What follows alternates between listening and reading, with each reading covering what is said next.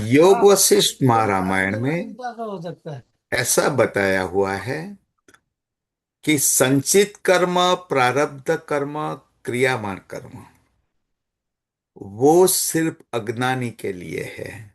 ज्ञानी के लिए कोई प्रारब्ध कर्म भी नहीं है, संचित कर्म भी नहीं है और आगामी कर्म भी नहीं है। बढ़िया बात।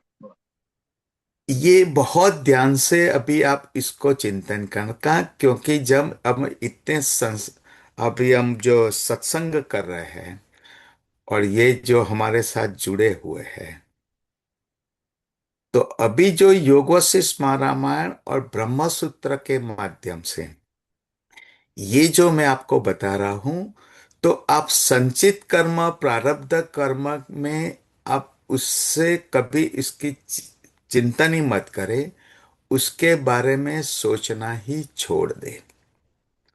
अभी इसको मैं थोड़ा डिटेल्स में आपको बता रहा हूं कि संचित कर्म, तो भगवत गीता में श्री कृष्ण भगवान ने बताया कि कर्म की गति बहुत गहन है। किसी को अपना संचित कर्म, प्रारब्ध कर्म के बारे में कुछ भी पता नहीं है। वो सारा मेरे हाथ में है। तुम सिर्फ धर्म के अनुसार सिर्फ कर्म करो, और जो संचित कर्म है वो साक्षी भाव के रह के परमात्मा को समर्पण कर दो। तो ये संचित कर्म, प्रारब्ध कर्म का कोई भी जो है वो ज्ञान के लिए, नॉलेज के लिए सही है, लेकिन उसकी चिंता आपको करने की जरूरत नहीं है। तीसरा चीज, सर्व ब्रह्मास्मि। जब हम बात करते हैं कि भाई सारा जगत एक परमात्मा का ही स्वरूप है, शक्ति के ऊपर लहर है, वो तुर्यावस्था की, ज्ञान की अवस्था है। तो तुर्यावस्था की, ज्ञान की अवस्था में संचित कर्म, प्रारब्ध कर्म और आगामी कर्म, जो उसका शक्ति के ऊपर जो लहर है, वो भी एक परमात्मा का स्वरूप हो जाता है। वो भी परमात्मा का ही ब्रह्म तत्व ही है।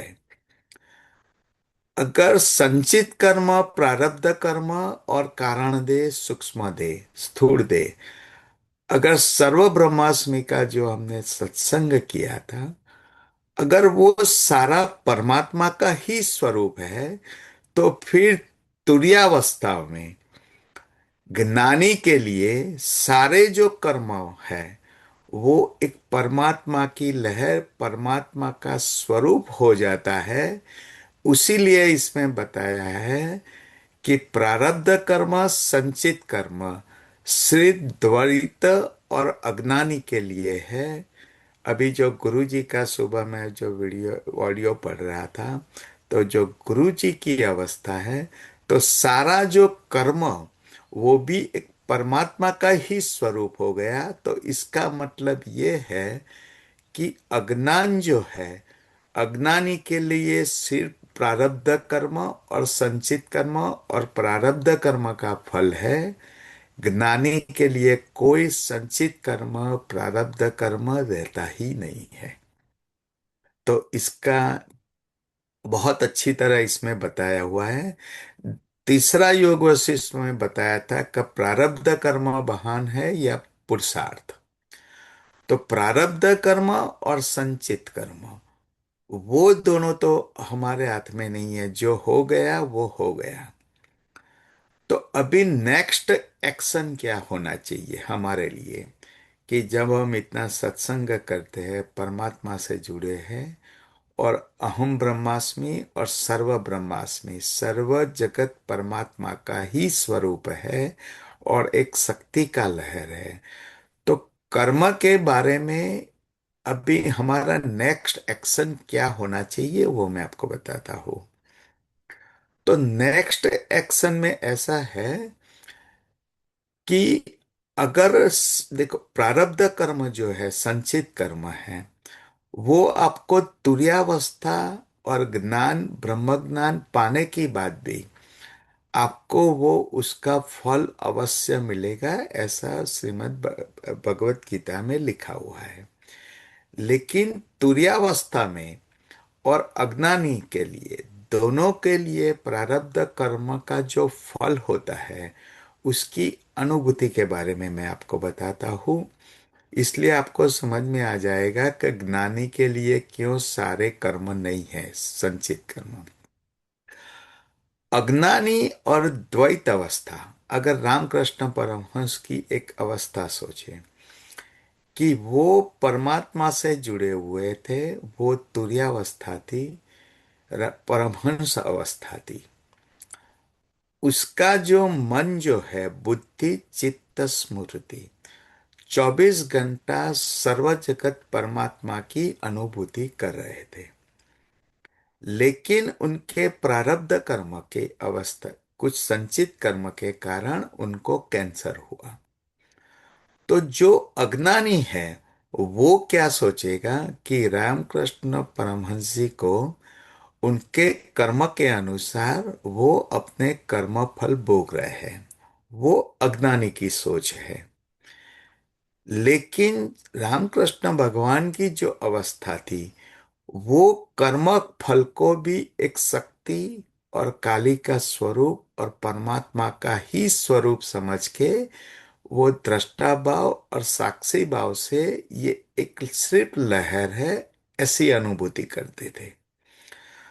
तो हम आपको जो अभी नेक्स्ट एक्शन बता रहे हैं कि बाकी के आपके जो संचित कर्म और प्रारब्ध कर्म के अनुसार बाकी जो शेष जीवन या बाकी शेष जन्म है, अगर आप इसमें मन वचन कर्म और स्मृति से उसी को परमात्मा का रूप समझोगे, वही परम तत्व ब्रह्म स्वरूप समझोगे, तब ये कर्म फल की जो अनुभूति है, सुख या दुख और आनंद और दुख की द्वेष भाव, राग द्वेष, उससे आप टोटल पर होके, ब्रह्मनिष्ठ होके, वो ही जो कुंडलिनी शक्ति की जो अवस्था है उसी में ही लीन रह के एक चैंटिंग, एक परमात्मा का सतत नाम जप से अगर आप लीन रहोगे, तब ये आपके लिए संचित कर्म प्रारब्ध कर्म कुछ भी नहीं रहेगा। तो इसीलिए तुर्यावस्था में ज्ञानी के लिए प्रारब्ध कर्म, संचित कर्म और क्रियामण कर्म है ही नहीं। वो सिर्फ अज्ञानी और द्वैत भाव की अवस्था है। एंड जो तुर्यावस्था में अगर जब आप प्रवेश करोगे और सर्व ब्रह्मास्मि की जब आप अनुभूति करोगे, तब आपके लिए वो प्रारब्ध कर्म, संचित कर्म, वो एक परमात्मा का स्वरूप रहेगा। लेकिन आपके परिवार में जो जुड़े हुए हैं उन लोगों को, जिस अज्ञानी है उनको ऐसा लगेगा कि ये कर्म का फल है। तो ये दोनों डिफरेंट आपको समझ में आ गया होगा कि आपकी जो अवस्था है वो तुर्य सर्व ब्रह्मास्मि सर्व परमात्मा का स्वरूप जब आप समझोगे, तब ये प्रारब्ध कर्म, बंधन, मुक्ति, मोक्ष की अपेक्षा वो सारा एक अज्ञानी है। ज्ञान की अवस्था में सर्व जगत परमात्मा के सिवा कुछ नहीं है, ये हमारा ध्येय है। तो आपको यही अवस्था पाना, और हमारी जो एक अपेक्षा है, हमारी भगवान से प्रार्थना रहेगी कि ये अवस्था आप सबको प्राप्त हुए। हमारे जो गुरु एक जी है प्रश्न वाघ, था। वो मुझे बताते थे कि जब ये अवस्था होती है तुर्य अवस्था, तब आपके संचित कर्म प्रारब्ध कर्म वो सब जब आप पूर्ण शरणागति परमात्मा की, ये कुंडलिनी शक्ति की पूर्ण पूर्ण शरणागति स्वीकार कर लेते हो, तो अगर आपके प्रारब्ध कर्म में, संचित कर्म में अगर कोई बड़ा एक्सीडेंट लिखा है, तो वो सिर्फ एक सुई की एक माइनर ब्लडिंग होके वो संचित कर्म का जो फल है वो बहुत मिनिमाइज, कम हो जाता है। तो ये तुर्यावस्था में प्रारब्ध कर्म, संचित कर्म, उसका जो फल है वो भी परमात्मा, और भक्ति योग में भी सारा जो कर्म है वो परमात्मा उसका जो है निराकरण कर देते हैं। और आपके संचित कर्म, प्रारब्ध कर्म, उसका भी सारा लय हो जाता है। तो ये तो गुरुजी ही बता पाएंगे कि जब आपके कुछ भी कर्म है, अगर आपका आयुष्य और आपके 7 जन्मों या 1,000 जन्मों के बाद मुक्ति फलने वाला है, लेकिन जब परमात्मा की कृपा होती है और आप सर्व जगत को परमात्मा कह देते हो, तो वो सारा अजर आपका, अगर अनेक जन्मों के बाद अगर मुक्ति मिलने वाला है, तो वो भी एक ही जन्म में एक ही साथ हो जाता है। मान लो कि आपका इतने भी जन्म हुए, लेकिन हर जग काकभूषण की तरह हर जन्म में जो प्रारब्ध कर्म के हिसाब से जो द्वैत और अज्ञानी के लिए वो कर्म रहेगा, लेकिन काकभूषण के लिए तो वो ब्रह्मनिष्ठ एक सब परमात्मा का ही स्वरूप था। वो अवस्था आप लोगों के प्राप्त हुए, वो मेरी अपेक्षा है। न वो ही हमारे सब परमात्मा से प्रार्थना रहेगा कि वो अवस्था आप सबको मिले। तो ये जो देहात्म भाव का जो निराकरण है कि देह प्रारब्ध कर्म का भोगता है, मन बुद्धि चित्त प्रारब्ध भोगता है, वो सबका निराकरण अभी आप सबको हो गया होगा। तो ये सारा सर्व ब्रह्मास्मि और मैं, अब मैं शब्द जो आप यूज कर रहे हैं, जो शक्ति के स्फुरण में अहम भाव के कारण जो मैं का जन्म हुआ है, वो अहम भाव की निवृत्ति, ये इसका चैप्टर का उद्देश्य था। तो वो आपको समझ में आ गया होगा। तो अहम भाव का निराकरण, कर्म जो है उसका भी, जो प्रारब्ध कर्म उसका भी निराकरण, और अभी का जो नेक्स्ट एक्शन है हमारे लिए, इसमें पुरुषार्थ ही महान है, प्रारब्ध कर्म नहीं। एंड वो पुरुषार्थ हमें सर्व जगत ब्रह्म, सर्व परमात्मा का ही स्वरूप है। वो ही भक्ति योग, ध्यान योग, कर्म योग, तीनों के और ध्यान योग के माध्यम से वो हम अवस्था हमें परमात्मा की कृपा से, गुरु कृपा से मिले, वो हमारा पुरुषार्थ रहेगा। न वो ही पुरुषार्थ के माध्यम से ये हम अपरोक्ष अनुभूति करके हम ये बाकी का शेष जीवन जो है, शेष जन्म है, वो साक्षी भाव से, दृष्टा भाव से ब्रह्मनिष्ठ अवस्था पाके उसका हम बाकी का व्यतीत कर ले। यही हमारी अपेक्षा है। चलो, ओम बहुत नहीं। बढ़िया। बहुत एक प्रश्न था गुरुजी, देवन भाई, हम्म। कि अभी जो आपने कहा रामकृष्ण के उदाहरण के साथ प्रारब्ध कर्म और संचित कर्म को, तो उसमें एक चीज और ये भी आती है कि रामकृष्ण परमहंस का ही उदाहरण लें, और अपने सामने ऐसे बहुत अपने जीवन में भी और उदाहरण मिलते हैं कि जो संचित कर्म और प्रारब्ध कर्म का अतिक्रमण भी दिखता है। और जैसे रामकृष्ण परमहंस का ही लें तो कई बार वो व्यक्ति, वो ज्ञानी कहें, उसको हम संत कहें, वो अपने ऊपर दूसरों के कर्म का फल भी अपने ऊपर लेता है, कृपा करुणावशात। तो वो जो अतिक्रमण का वो एक जो स्वरूप है, एक दूसरा जो ये संचित कर्म है उनका जो परिणाम आना होता है, उसका जो आपने अभी उदाहरण दिया कि उसका भी प्रभाव जो है वो न्यून होता है, तो वो भी जीवन में देखने को मिलता है। तो ये एक तरह मतलब अपने जीवन में भी देखा हुआ है इस तरह से कि एक जो कर्म आ रहा है उसको वो उतना प्रभावी तीक्ष्ण ना होकर मध्यम होकर आके और निकल जाता है।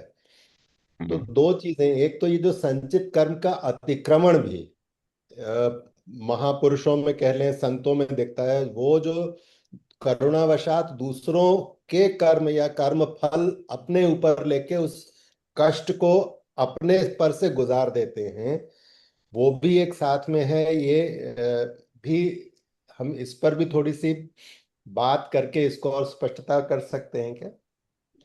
हम्म। अभी ये स्पष्टता में मैं आपको बताऊं कि अगर आप अपनी दृष्टि से देख रहे हो कि चलो रामकृष्ण परमहंसी का संचित कर्म और दूसरे के कर्म उसने लिया है, और अब अद्वैत भाव और अज्ञान दृष्टि से आप सोचोगे तो ये कर्म फल भोग रहा है, ऐसा आप सोच रहे हो। अगर रामकृष्ण परमहंस की दृष्टि से आप सोचो हम्म, तो वो जो भोक्ता, अभी आपको मैं सेकंड एक चीज बताता हूं कि प्रारब्ध कर्म का भोक्ता कौन है।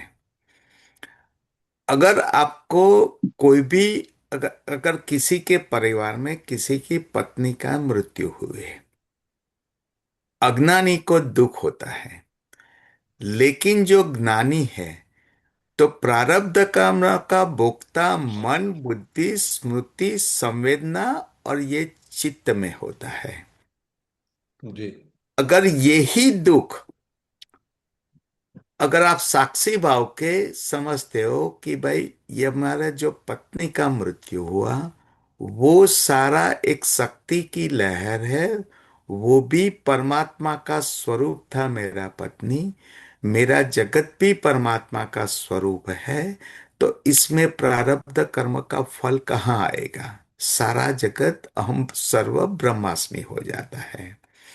इसलिए मैंने आपको दो दृष्टिकोण दिया, वो इसके बारे में बहुत ध्यान से सोचना कि जो आप प्रारब्ध कर्म का भोक्ता कौन है। तो प्रारब्ध कर्म और संचित कर्म और अतिक्रमण का भोक्ता सिर्फ अज्ञानी है, ज्ञानी नहीं है। ये स्पष्ट शब्द को अगर आप चिंतन करोगे तो जो तुर्यावस्था में जाता है उसके लिए कोई कर्म रहता क्यों नहीं है कि द्वैत भाव संचित अज्ञानी के लिए, और संसार की दृष्टि से अगर आप सोचोगे तो वो तुर्यावस्था में जो स्थित व्यक्ति है वो ही स्थित व्यक्ति को सुख दुख आपको दिखता है, लेकिन अगर उनकी दृष्टि से अगर आप सोचोगे तो उनके लिए कोई प्रारब्ध कर्म संचित कर्म सर्व ब्रह्मास्मीय सर्व परमात्मा का स्वरूप है।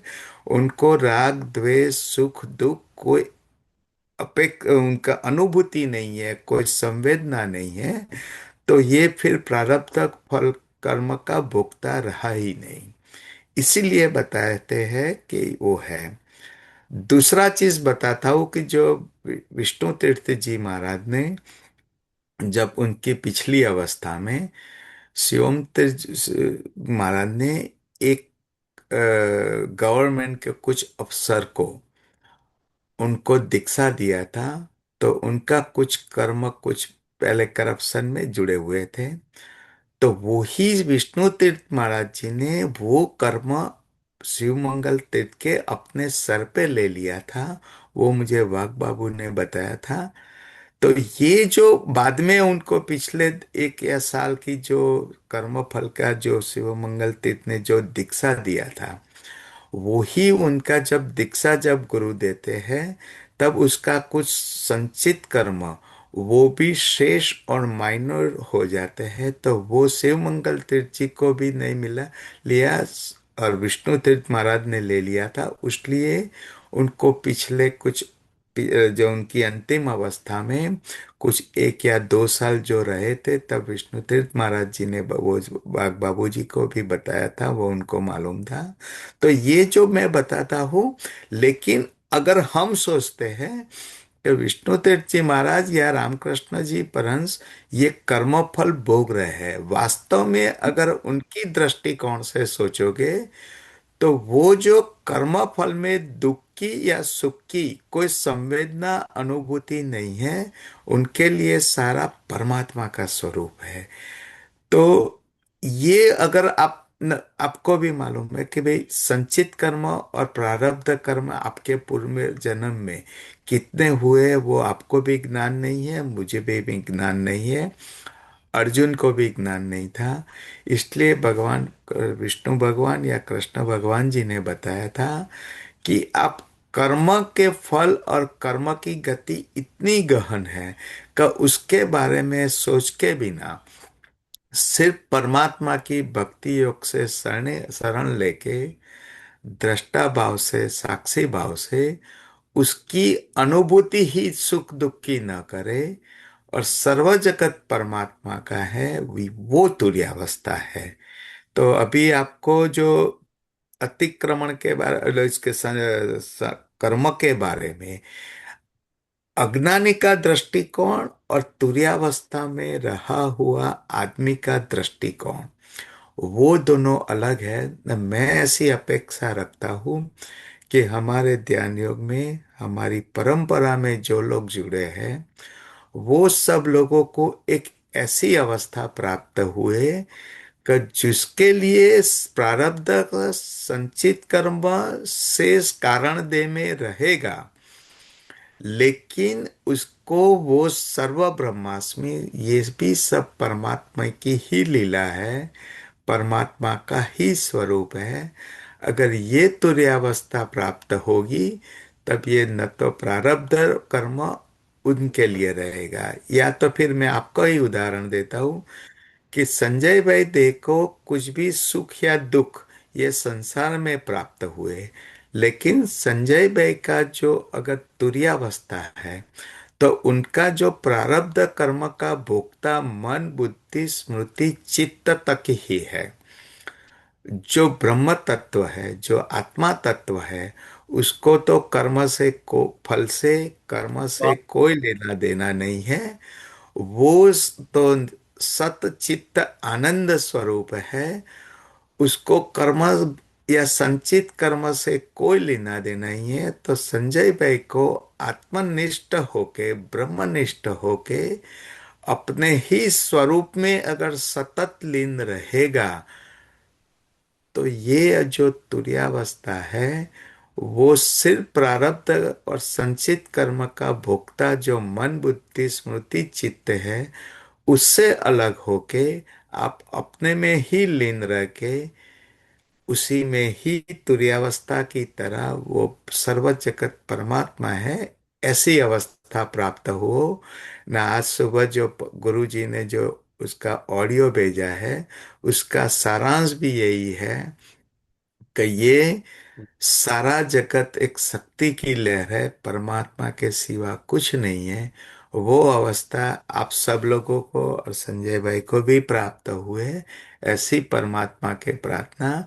तो ये कर्म जो है उससे उलझ के वो सारा इसमें एक साक्षी भाव और परमात्मा में लीन रहो, और सर्व ब्रह्मास्मि जो जगत उत्पन्न हुआ है, जो जगत देख रहे हो सारा परमात्मा का ही स्वरूप है।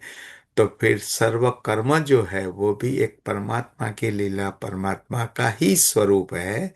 वो देहात्म भाव से निराकरण करके ये जब आप अपरोक्ष अनुभूति न वो ही ज्ञान की अवस्था जब प्राप्त होगी तब ये सारा प्रारब्ध कर्म ज्ञानी के लिए नहीं होता है। ये योग वशिष्ठ रामायण में बहुत अच्छी तरह बताया हुआ है। ओम नमो नारायण।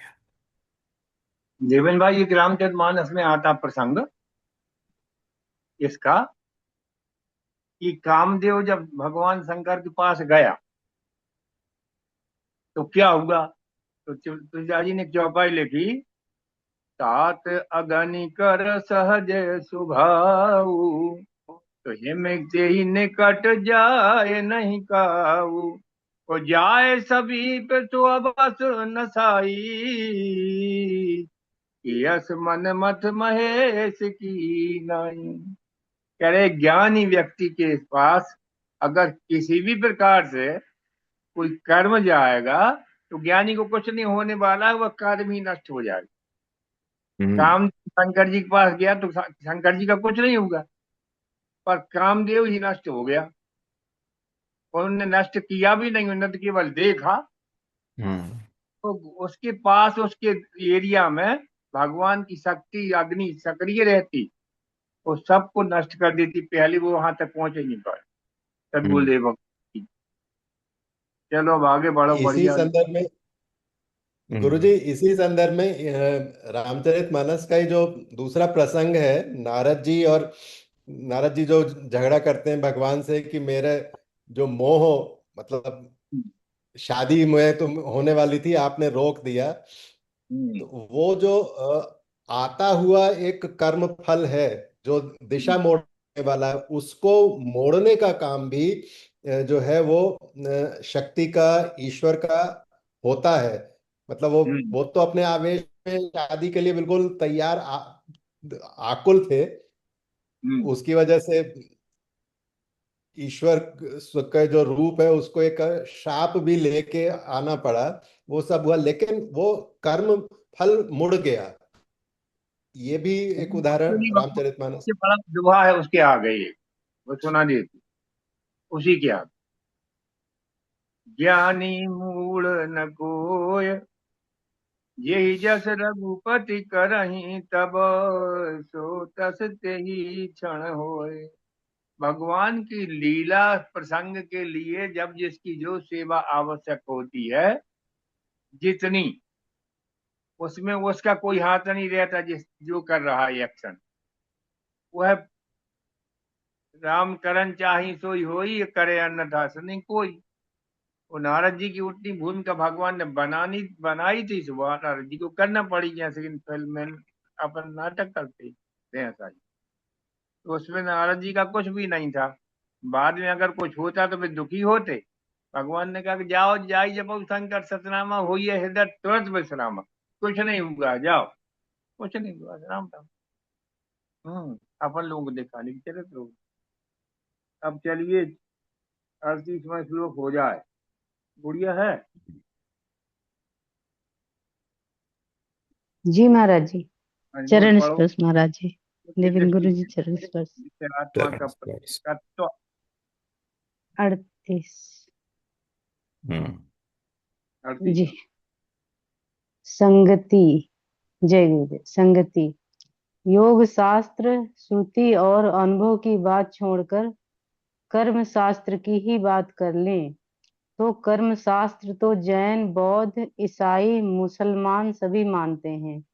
कर्म का फल भोगने के लिए मरने के बाद भी आत्मा का अस्तित्व रहता है, यह बात सभी आस्तिकों को स्वीकृत है।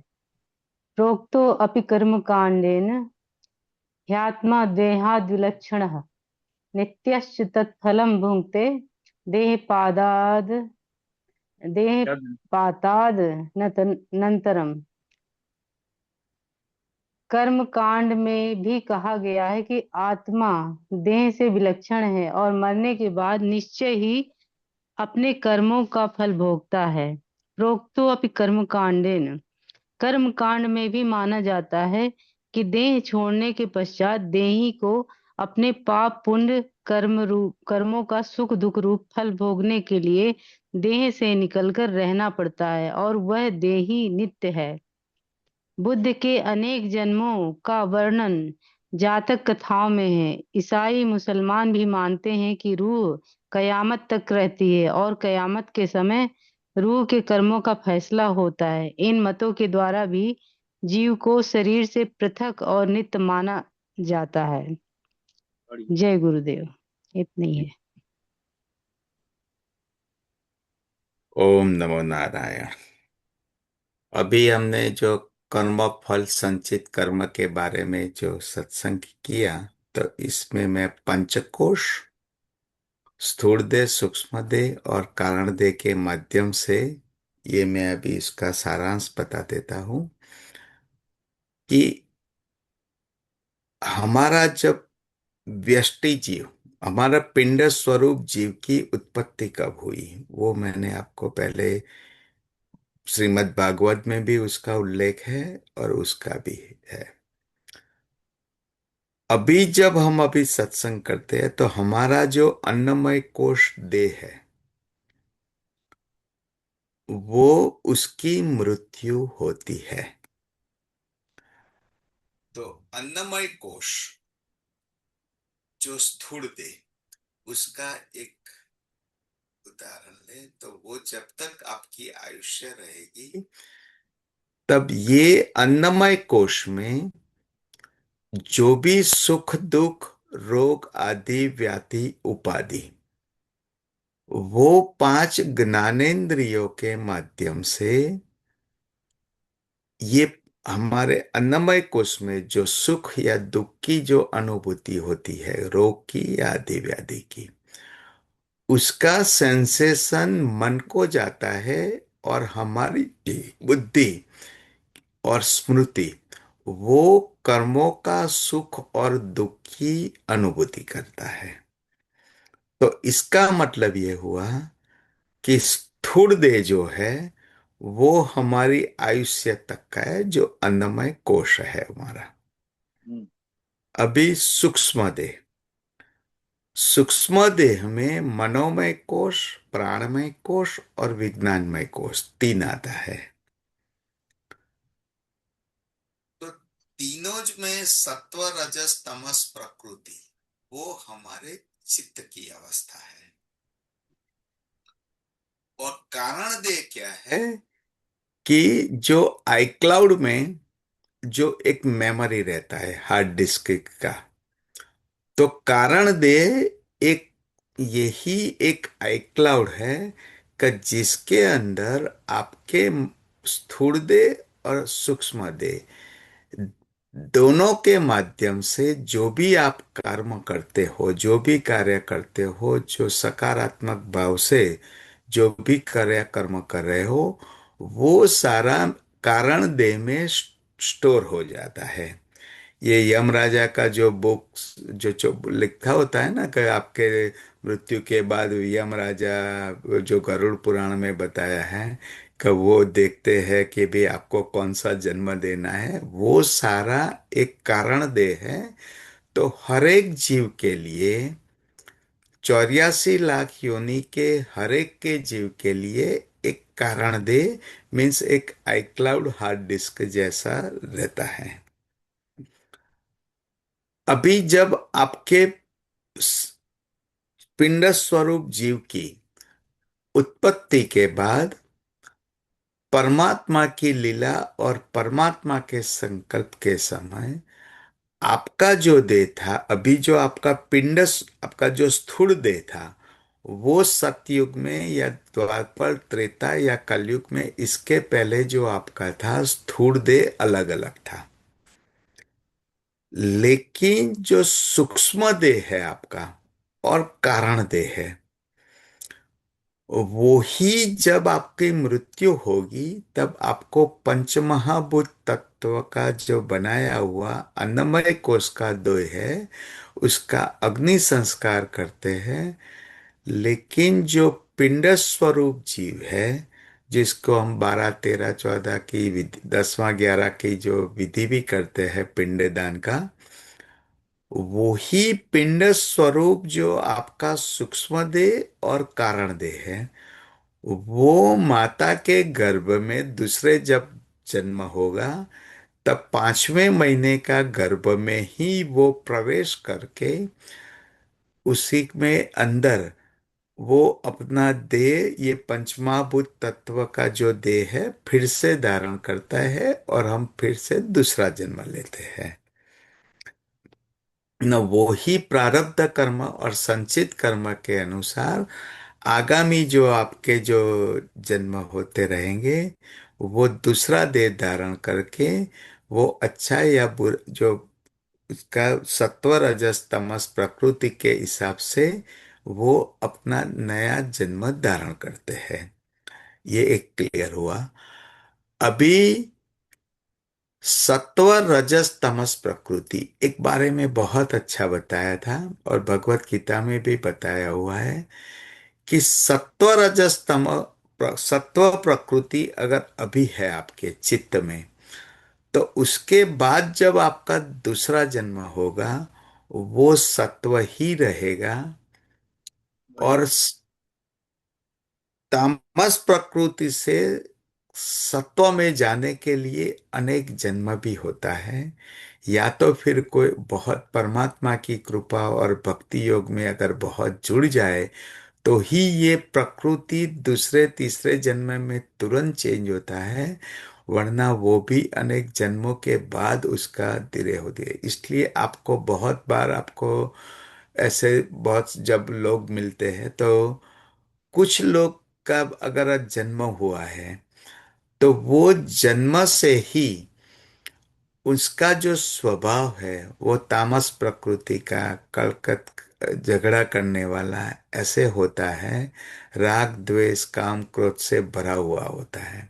न कुछ जीव ऐसे हमें देखते हैं को वो जन्म होने के बाद एक शांत प्रकृति होता है, बहुत कम रोने वाला होता है, उनकी जो जो मिला वो हमेशा आनंदित रहता है, और कुछ जीव हमेशा रोते हुए दिखता है, कोई चित रोता भी कम है, ज्यादा रहता है। अलग अलग जीव अलग अलग लोगों को आपने अनुभूति किया हुआ, तो ये अभी आपको समझ में आ जाएगा कि जो नया जो बालक जब जन्म लेता है तो उसको देख के ही आपको पता चल जाता है कि वो सत्व रजस तमस प्रकृति में से कौन से प्रकृति वाला है। तो ये मैं आपको इसलिए बता रहा हूं कि अभी हमारा नेक्स्ट एक्शन क्या होगा, कि हमारा जो प्रारब्ध कर्म है वो तो हमें सभी को भुगतना है, वो हर एक धर्म के लिए कर्म फल के बारे में बताया हुआ है।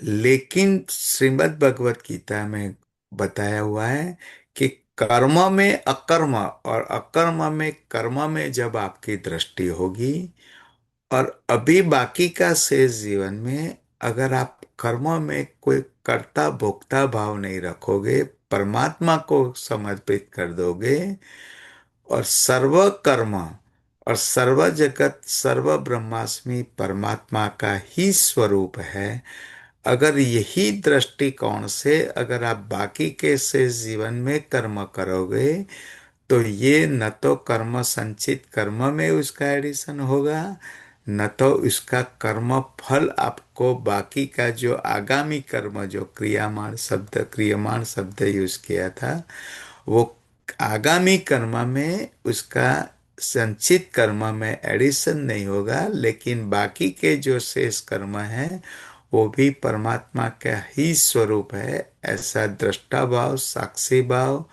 ब्रह्म दृष्टि से अगर उसका कर्म फल हम देख ले करे तो बाकी का शेष जीवन आपके लिए वो तुर्यावस्था रहेगी, वो ही ज्ञानी अवस्था रहेगी। तो ये इस श्लोक का जो सारांश है, तो ये ही इसका सारांश रहेगा कि भाई आप साक्षी भाव दृष्टा भाव बाकी के जो शेष कर्म है वो सारो परमात्मा का हुई समर्पित कर दे, तो यही हमारा नेक्स्ट एक्शन होगा।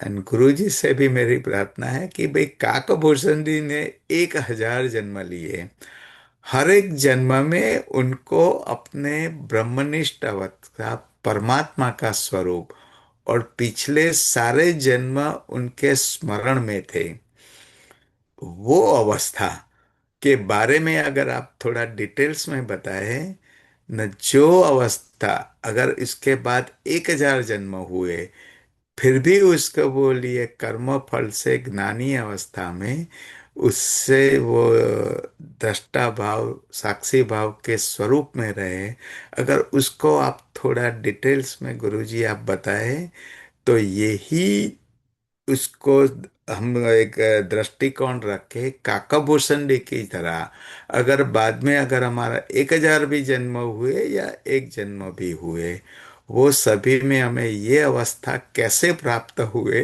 वो आप गुरुजी मुझे थोड़ा ज्ञान दिए, थोड़ा हमें इसके बारे में बताएं।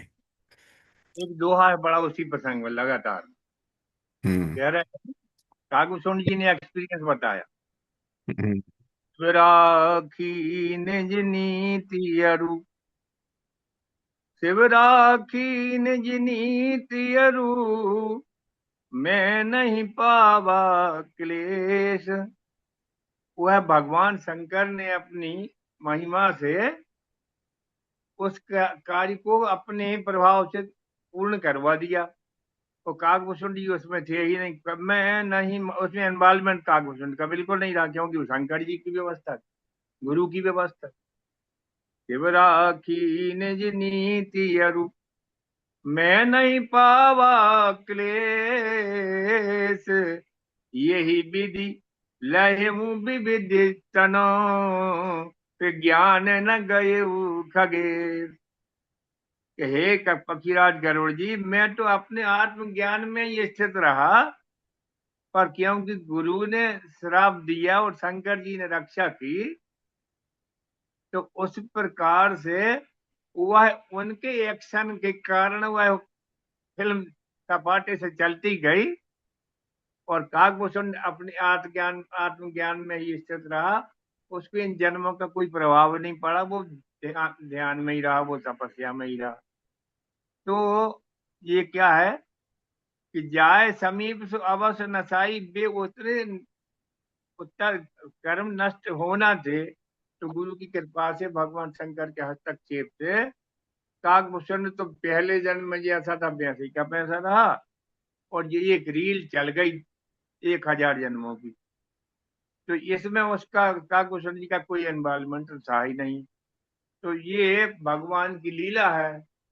तो अगर अभी हमने अपने गुरु महाराज से पूछा कि भाई क्यों बार बार आते हो धरती पे, तो उन्होंने कहा कि अरे ये क्या है कि तुम लोग जो है अभी हमारे शिष्य लोग, तुम लोगों को आनंद देने के लिए आ जाते हैं, और अब पूरा हो रहा है चक्कर समाप्त, तो अब नहीं आना होगा। तो ये जो जितने महाअवतार बाबा से लेके तमाम बड़े बड़े विष्णु जी महाराज और तमाम रामकृष्ण परमहंस सब, ये लोग तो अपन लोग की रक्षा के लिए मौज में आ जाते, वो उनको कुछ थोड़ी होता है। अपन की रक्षा होती रहती है और अपना उद्धार हो जाता है, और उनकी लीला हो जाती है।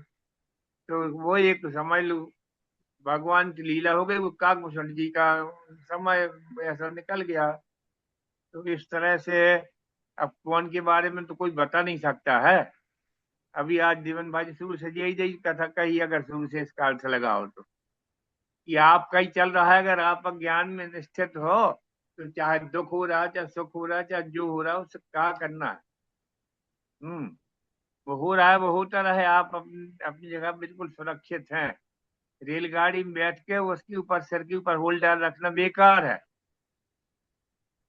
संचित कर्मों का होल्डर, पेटी सामान अपनी मूड पर ना रखो, आराम से सो, वो तो पहुंच जाएगी जहां जा रही टिकट। मोक्ष की गाड़ी चल रही है, अब उसमें सामान भी है साथ में, पड़ा रहने दो। आप मजे से सो, भगवान का भजन करो, पहुंच जाओगे। बस यही बात है, और कुछ भी नहीं। इस तरह से चलता है संक्षिप्त में। चलो ये प्रकरण तो बढ़िया हो गया है। अब इसमें किसी को और पूछना और हो तो। किसी को प्रश्न है कर्म के बारे में, और उसके बाद 39 श्लोक भी उसी के ही संदर्भ में है। तो पहले किसी को भी प्रश्न है कुछ तो आप किसके? बताइए ये आपके किसके? बारे में। संजय भाई सिन्हा जी, आप भी कुछ इस बारे में बताएं कि आपका दृष्टिकोण क्या है।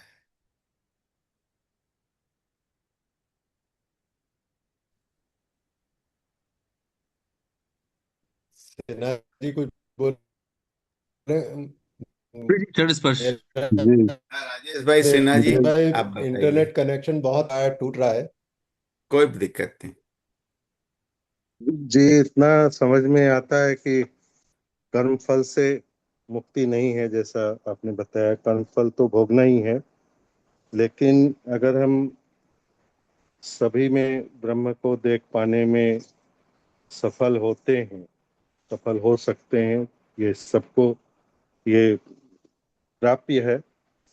सभी सफल हो सकते हैं अगर हम देह जो देहात्म बोध से मुक्त हो जाए। तो ये जो शर्त है इस शर्त को हमको हमेशा याद रखना है। और दूसरा ये याद रखना है कि कर्म फल से मुक्ति नहीं है, लेकिन अगर हम इस स्थिति को प्राप्त हो जाते हैं तो उसका फल हमें कई गुना कम मिलता है जो ऐसे मिल पाता। तो ये चीज याद रखने योग्य है। जय हम्म। गुरुदेव। तो बढ़िया। What is next action? तो जो हो गया है वो हमारे हाथ में नहीं है। जी। संचित कर्म प्रारब्ध कर्म हमारे हाथ में नहीं है, हम जानते नहीं है।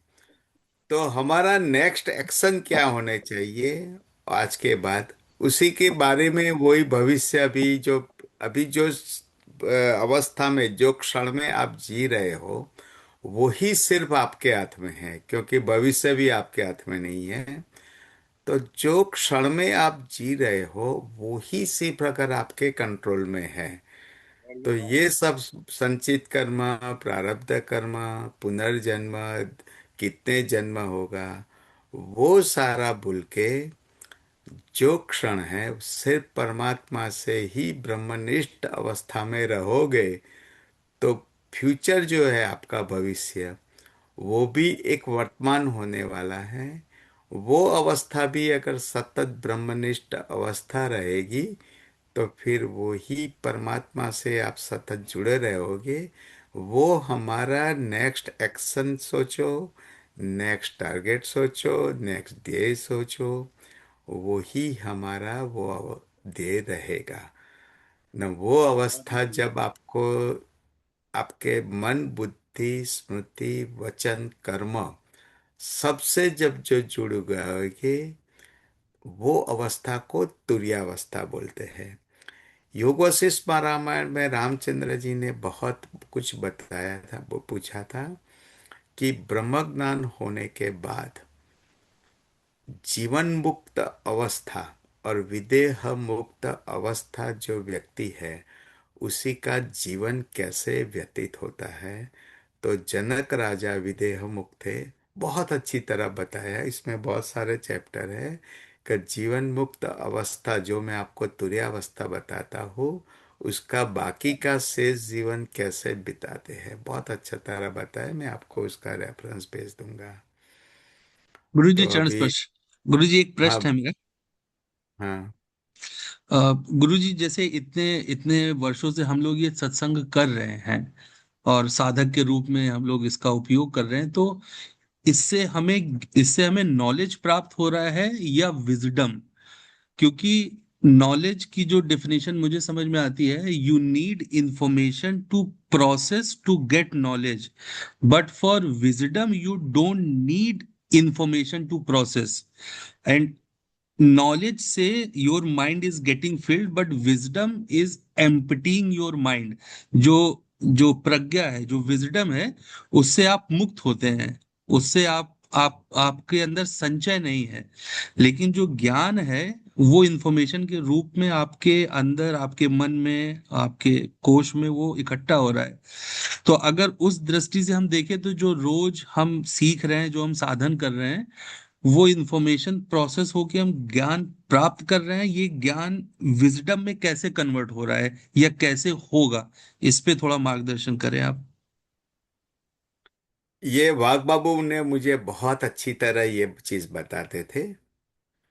वाघ बाबू हमें के पास कुछ वेदांती आते थे, जो लोगों ने वेदांत उपनिषद की बहुत पठन किया हुआ है, वो वाघ बाबू के साथ बैठते थे।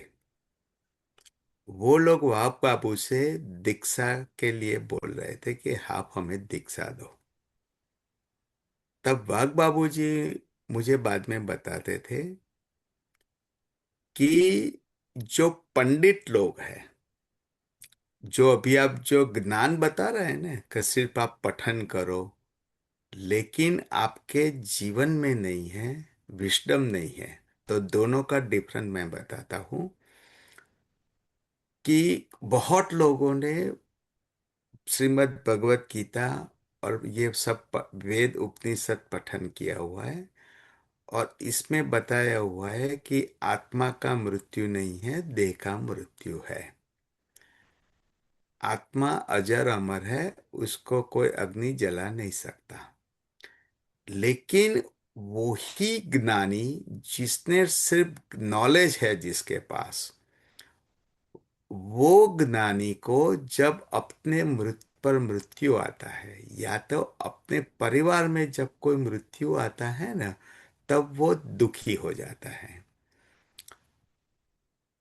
एंड हमारे ध्यान योग में वो, इसीलिए वो लोग, ज्ञानी लोग, महाराज जी के पास क्यों मांगते थे कि हमने बहुत वेद उपनिषद सब कुछ पढ़ा है, सब कुछ हमने नॉलेज प्राप्त किया है, लेकिन वो हमारे जीवन में इतने दृढ़ नहीं हुए कि परिवार में कोई भी दुख आए तो वो परमात्मा सर्व ब्रह्मास्मि की हम अनुभूति कर सके। बढ़िया बात, क्या तो बात। ये डिफरेंस जो मुझे वाग बाबू बताते, कि जो पंडित लोग हैं और ध्यान योग में जो हम जुड़े हुए हैं, वो दोनों बहुत अलग चीज है। तो इसीलिए ध्यान योग की आवश्यकता है, और ध्यान योग में योगी का स्थान हमेशा ज्ञानी से ऊपर रहता है। अभी दूसरा चीज मैं आपको बताता हूं कि जब आपको ध्यान योग में, जब कुंडलिनी शक्ति जब ऊपर जाती है, तो सारी जिम्मेदारी जब यही शक्ति, शिव और शक्ति से जब आप शरणागति स्वीकारते हो, तब ये जो विजडम प्राप्त होना, जो ज्ञान प्राप्त होना, ये कार्य कुंडलिनी शक्ति करती है। और जो आप ज्ञान की बात कर रहे हो, वो ज्ञान आपकी पांच इंद्रियों, आंखों के माध्यम से आप बुक्स पढ़ते हो, ये सब ये अपरोक्ष अनुभूति की बुक्स पढ़ते हो, वो आपके मन में चिंतन होगा, वो बुद्धि आपकी डिसाइड करेगी, वो सिर्फ स्मृति तक जाएगा। लेकिन ये ज्ञान की जो अभी आपने बात किया, वो मन बुद्धि चित्त स्मृति तक सीमित है, जो पंडित की और वेद उपनिषद पढ़ने की बात है। लेकिन अपना जो स्वरूप है, जो कुंडलिनी शक्ति है, अगर वो ही, अगर आप देह से अलग जब अनुभूति करते हो और निर्विकल्प और समाधि का जब अनुभूति करते हो, तब ये आपको कोई भी बुक की या ज्ञान की, वेद उपनिषद की आवश्यकता नहीं होती। क्योंकि अगर आप अपना ही स्वरूप, अगर देह में समनि में जाके, ब्रह्मरंध में जाके अगर अलग अनुभूति हो गई, तब आपको जो आत्मा साक्षात्कार की अवस्था है, जो तुरीयावस्था की अवस्था है, जो धारणा, अष्टांग योग में धारणा, ध्यान और समाधि, तो ये जो ज्ञान की जो अवस्था जो आपने बताया, वो अष्टांग योग में यम सप तप नियम आसन तक ही है। और ध्यान योग में कुंडलिनी शक्ति, धारणा, ध्यान, समाधि की अवस्था है। तो जो विस्डम है, वो धारणा, ध्यान, समाधि और ज्ञान योग दोनों के संकलन से होता है, और भक्ति योग के तीनों के संकलन से होता है। और जो ज्ञान की अवस्था है सिर्फ, वो अष्टांग योग में पहले पांच तक ही होता है। वाह। इसीलिए मैं आपको बार बार हमेशा बताता हूँ, और वाग्बाबी भी जी मुझे बताते थे कि तुरीयावस्था प्राप्त करने के लिए, सर्व ब्रह्मास्मि की अनुभूति करने के लिए, और सर्व जगत से सुख और दुख को समता, स्थित प्रज्ञावस्था, कैवल्य अवस्था, वो प्राप्ति ये सिर्फ ज्ञान से नहीं होगी। ज्ञान और विजडम दोनों, और सत्संग, ध्यान योग, सतत नाम स्मरण, भक्ति योग, सभी को जब आप एक साथ में रखोगे, तब ये विजडम प्राप्त होगा। ओम नमो गुरु जी, इसके ये बहुत सेंसिटिव पॉइंट है। तो पंडित बड़ा लोग जो बात करते हैं, पंडित लोग के घर में भी जब मृत्यु होता है, वो बहुत सब रोने कुछ लगता जानते हैं, फिर भी रोने लगता है। है। और ये जो तुरीयावस्था वाले है, वो नहीं रोता है। तो ये दोनों को थोड़ा और डिटेल्स में आप बताएं कि वो अवस्था कैसे ऐसा प्राप्त है, हो।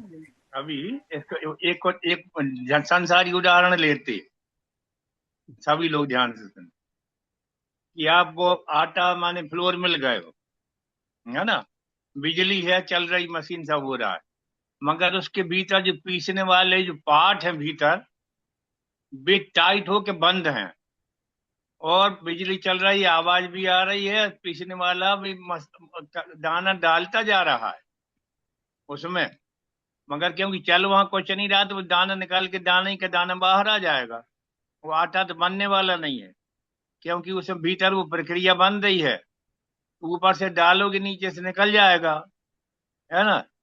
और ध्यान जो है, वे दोनों चाक चल रहे हैं निरंतर, जो ऊपर से डाला जा रहा है वह पिस के आटा बन रहा है। तो ये दोनों चीजें एक साथ हों, जैसी अपनी हो रही हैं, कि रोज ध्यान तो है, वो चक्की तो चालू है, अब ऊपर से जितना भी ज्ञान डाला जाएगा वो उसका आटा बना देगी अपनी कुंडलनी शक्ति, भी देवेंद्र भाई कह रहे हैं। और यदि वो बिल्कुल टाइट बिल्कुल नहीं चल रहे हैं, तो तुम कितने ही डालते रहो, वे दाने के दाने सुरक्षित ही रहेंगे, कुछ भी विजडम नहीं बनने वाली। बनने बनने के लिए ध्यान की प्रक्रिया बहुत जरूरी है। और ये तो अच्छा विधिवन भाई ने समझा दिया इस प्रकरण को, ये तो मतलब कमाल हो गया, अब इसमें कुछ कहने के लिए कुछ बचा ही नहीं। तो बस अच्छा कर लिया, ताकि मतलब थोड़ी और इसमें एक, समझ लो अपन ने छोंक लगा दी, भाई काम तो पहले ही हो गया था, है ना, अभी हाँ। छोंक लगाने का काम हुआ है। बहुत अच्छा प्रश्न था, बहुत अच्छा देवन भाई ने समझा दिया। अब अगला श्लोक अब ले लिया जाए, ताकि ये प्रकरण ही पूरा हो जाए। हम्म। ठीक है, पढ़ दो अभी। हम्म। 39। 39 वाला, हाँ, छोटा। वो छोटा ही, वो आप तो तुरंत समझा दोगे एकदम बढ़िया। हम्म। जी महाराज जी। हम्म।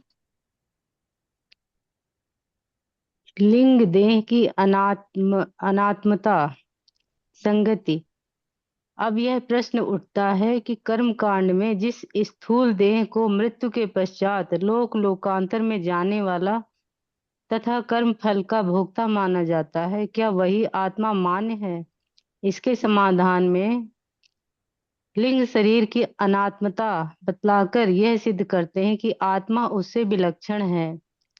लिंगम चानेक संयुक्तम चलम दृश्यम विकारी च अव्यापकम अव्यापक सद्रूपम सद्रूपम तत्कथम स्यात् पुमायनम। लिंग शरीर में अनेक तत्व सम्मिलित हैं, वह चल है, दृश्य है, विकारी है, अव्याप्य है, अतः असद्रूप है। वह यह पुरुष आत्मा कैसे हो सकता है? लिंगम च, इस स्थूल शरीर में जो लिंग शरीर है उसमें 5 कर्मेंद्रियां, 5 ज्ञानेंद्रियां, 5 प्राण, मन और बुद्धि, ये 17 तत्व हैं। इस प्रकार अनेक तत्वों को बना होने से वह किसी एक के लिए बना है।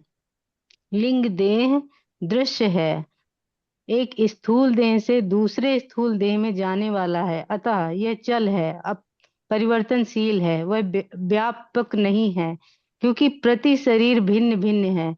तब आत्मा भला लिंग शरीर कैसे हो सकता है? जय गुरुदेव। गुड़िया 40वां भी पढ़ लो, ये यही पढ़ बहुत दो जरूरी, जी उसका महाराज जी। सारांश यही है।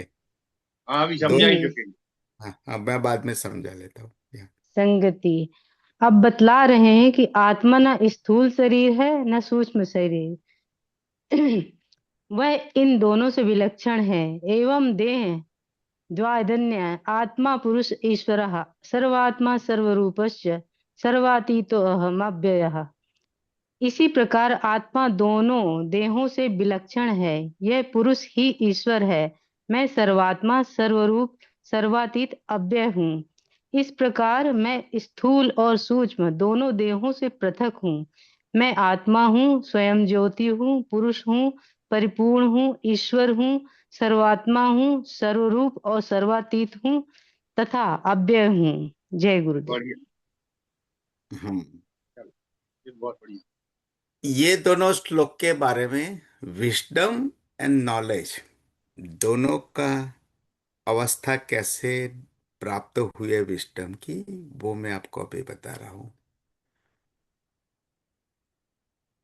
निर्वाण प्रकरण में, योग वशिष्ठ रामायण में ऐसे बताया हुआ है, और भक्त प्रहलाद की एक भक्ति की अवस्था बताया था कि मेरा जो स्वरूप है, देहात्म का तो अभी हमने बताया कि मेरा जो स्वरूप है वो ही आत्मा स्वरूप है, मैं देह नहीं हूं।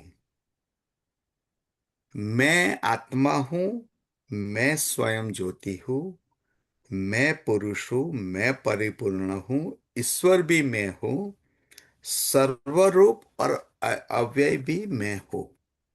अगर यही बारे में अगर आप चिंतन करो,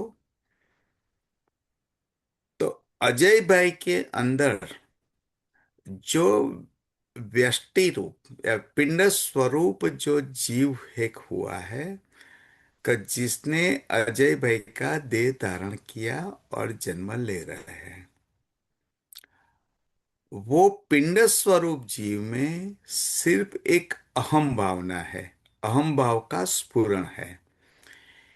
जब तक अहम भाव का स्फुरण है, तब तक वो एक पिंड में बंधा रहेगा, सर्वव्यापक नहीं होगा।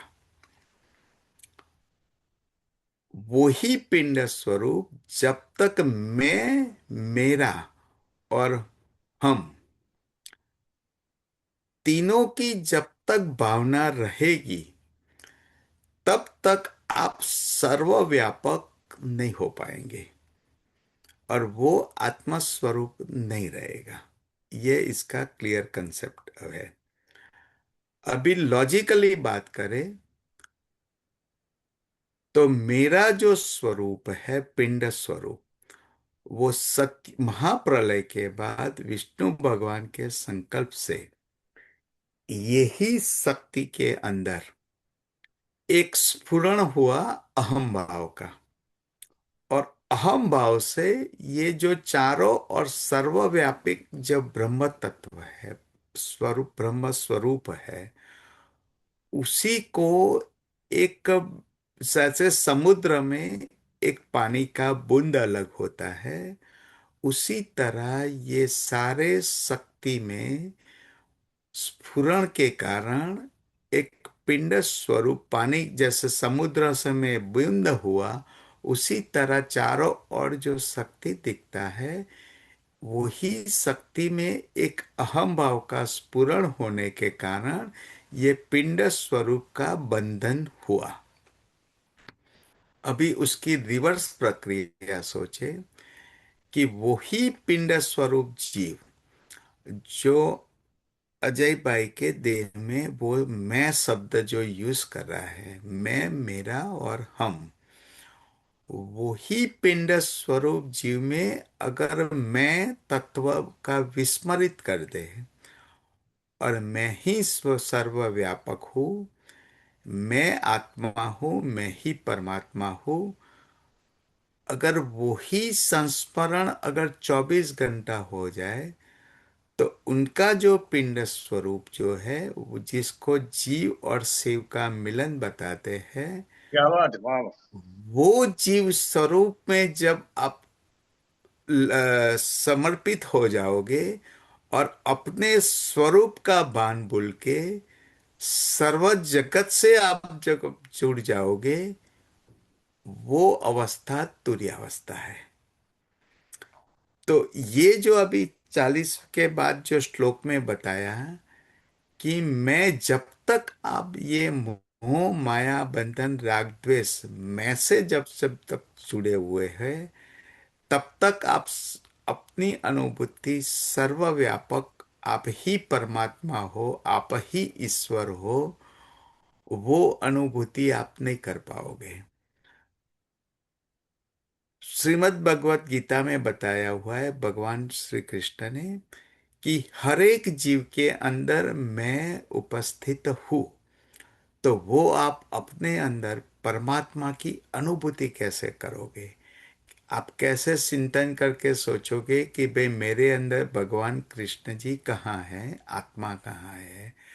तो ये अभी आपको उसका एक मार्गदर्शन मिल गया कि आप में जो मैं, आप जो हम, और जो मेरा, जिसके लिए यूज कर रहे हो, वो एक आत्मा तत्व है न। वो ही ये पांच जो 27 जो मैंने पांच कर्मेंद्रिय ज्ञानेंद्रिय, वो सब आपके अंदर जो मैं, जो सर्वव्यापक है, जो आत्मा का स्वरूप है, उसी के कारण ये जगत है। वो अगर अगर मैं और मेरापन और अहम भाव का जो स्फुरण होके वो सब आप सर्वव्यापक हो जाओगे, तब ये अनुभूति कर पाओगे। अभी ये जो मैंने अभी बात बताया वो सिर्फ ज्ञान की बात है। अभी इसको विजडम आपके जीवन में कैसे वो ऐसे हो सकता है वो मैं आपको बता रहा हूँ।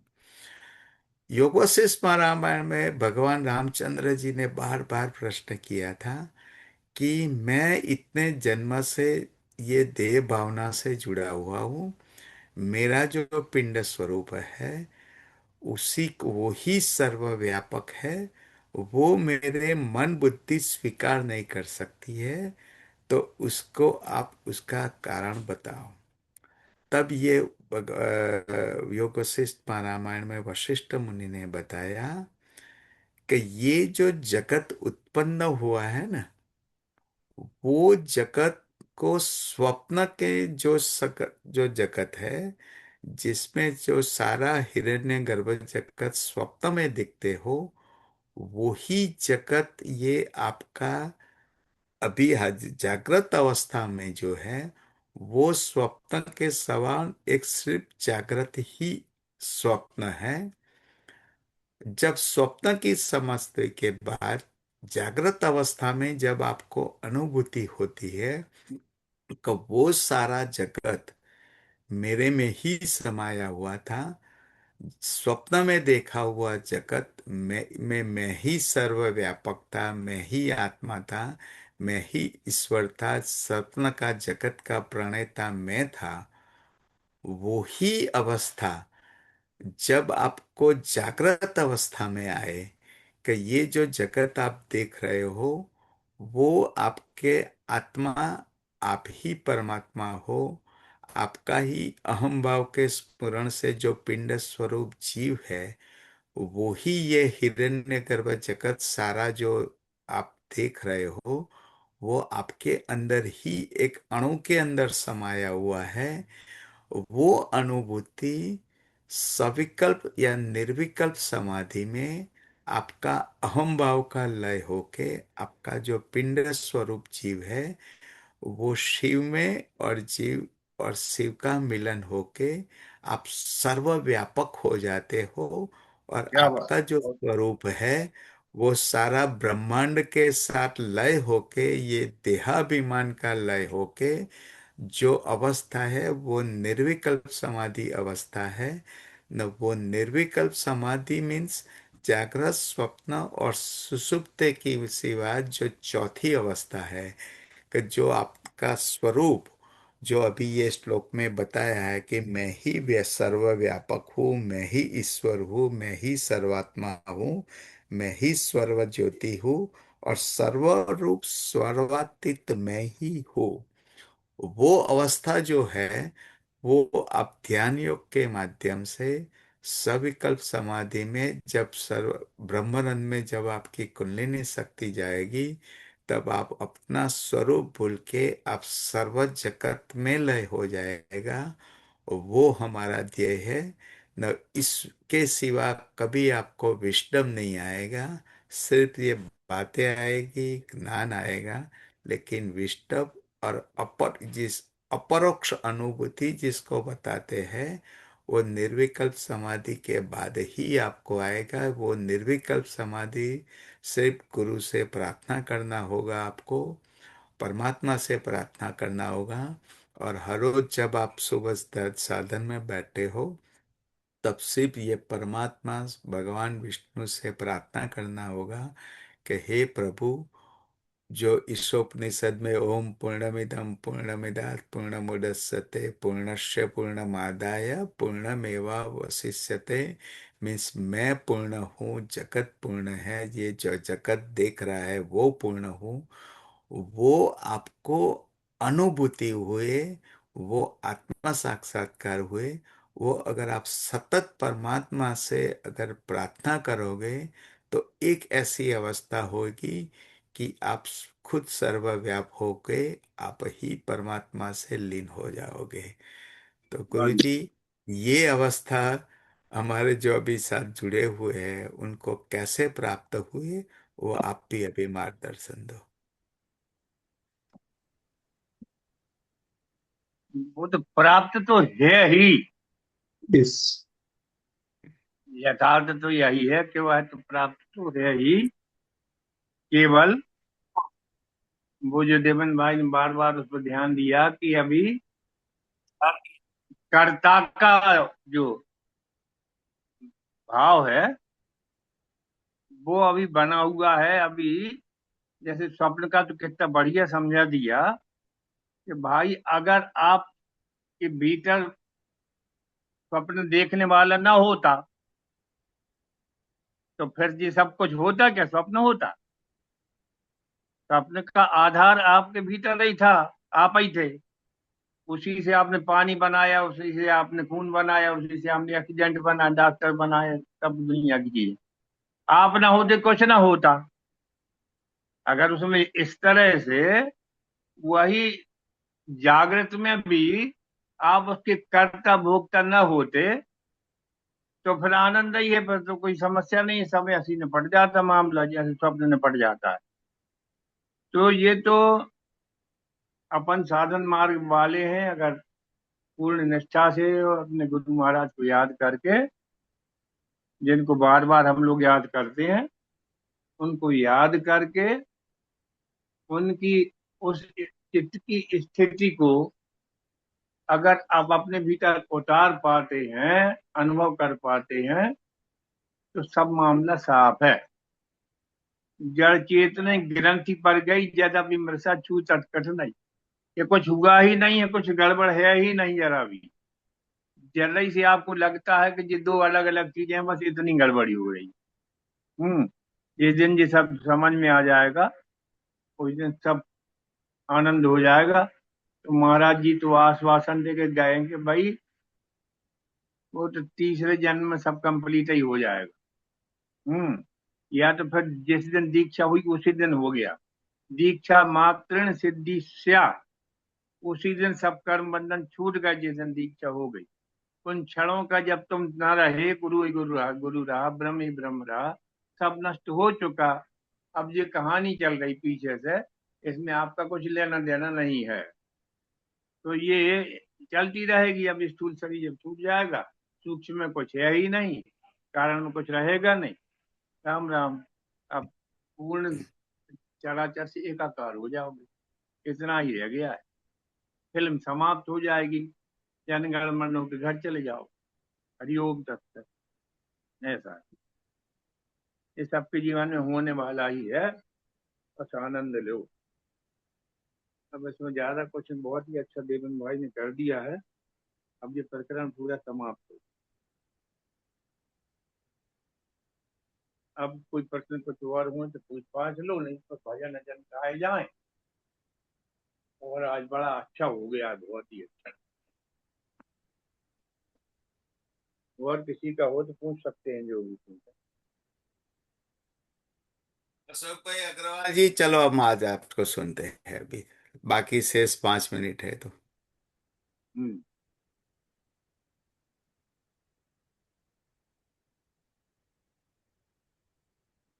म्यूट म्यूट है आपका। अशोक भाई आपका म्यूट है फोन। मैं आपसे हाँ। ये निवेदन कर रहा था। आपने बताया, बहुत अच्छा बताया मुझे वो। अभी मैं आपकी रिकॉर्डिंग सुनूंगा तब मुझे पूरा पूरा तो नहीं पर फिर भी काफी हद तक समझ में आएगा। और आपने मतलब जो मुझे अभी तक जो लगता है वो संचित कर्म और प्रारब्ध कर्म कुछ नहीं है, वो सब अ, निबट ही जाते हैं। और आपने गुरुजी ने जो बताया, और वो उनको उनकी चिंता नहीं करनी चाहिए, ये मुख्य बात समझ में आई आज। और मस्त रहना चाहिए, जो होगा एक जन्म, दो जन्म, तीन जन्म में सब कुछ हो ही जाएगा। और आप साधना में बैठते रहिए, तो ये निश्चित ही आपकी उन्नति होगी, ऐसा मुझे आज समझ में आया। जय गुरुदेव। बहुत बढ़िया। आपने सारा सारांश बता दिया कि अभी नेक्स्ट क्या, एक्शन क्या लेना है। बहुत बढ़िया, आनंद हुआ। अभी और किसी को इसके बारे में कोई भी प्रश्न है?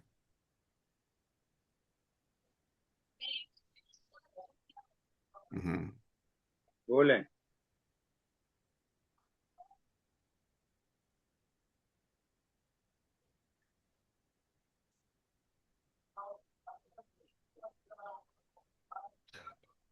शांत क्या हो हुआ? गए अभी।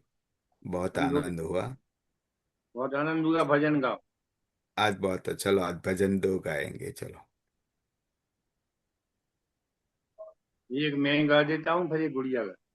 हाँ, अभी टाइम 7 मिनट है, 7-10 मिनट तो दो भजन हो हम्म, जाएगा। देता हूँ, मुझे बड़ा भजन अच्छा रस लगता का आनंद। जी है। कई बार जी नाम तो महाराज। गाता हूँ।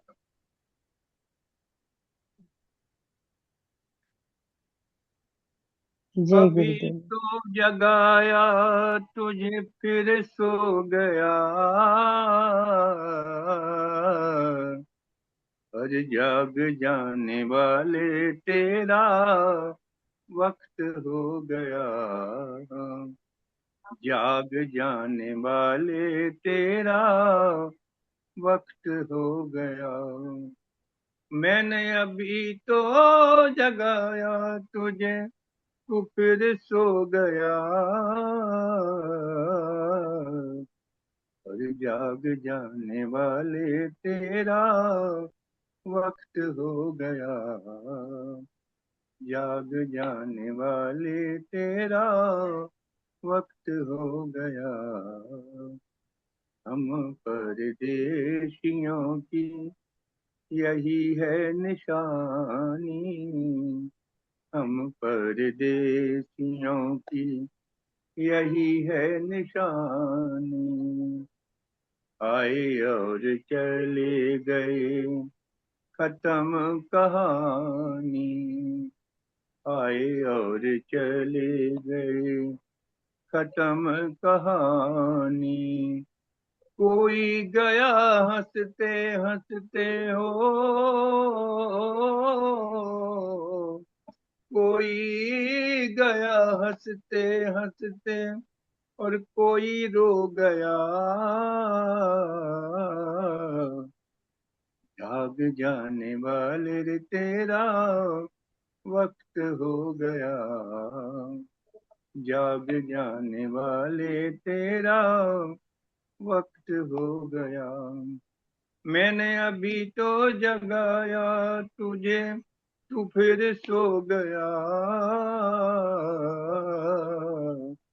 जाग जाने वाले तेरा वक्त हो गया। पहले कई बार भी तू आया है यहाँ पर। पहले कई बार भी तू आया है यहाँ पर। बात मेरी मान, तेरा ध्यान है कहाँ पर। बात मेरी मान, तेरा ध्यान है कहाँ पर। लौट के न आया, वो लौट के न आया, एक बार जो गया। अब जाग जाने वाले रे तेरा वक्त हो गया। मैंने अभी तो जगाया तुझे हो, अभी तो जगाया तुझे फिर सो गया, अरे जाग जाने वाले तेरा वक्त हो गया। महल दो महले तेरे यहीं रह जाएंगे, महल दो महले तेरे यहीं रह जाएंगे। हीरे और मोती कोई काम नहीं आएंगे, हीरे और मोती कोई काम नहीं आएंगे। अनमोल जीवन तेरा ओ,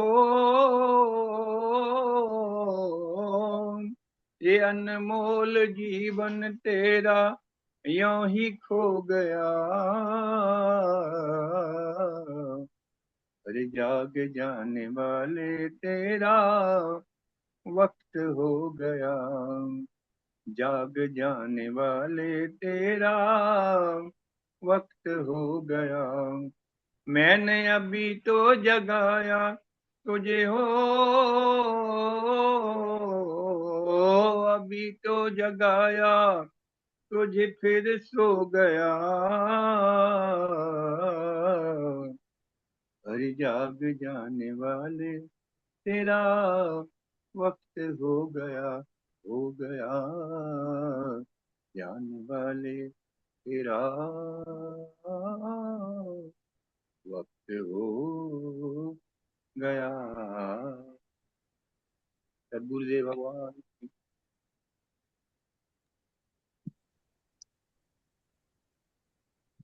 जी महाराज जी,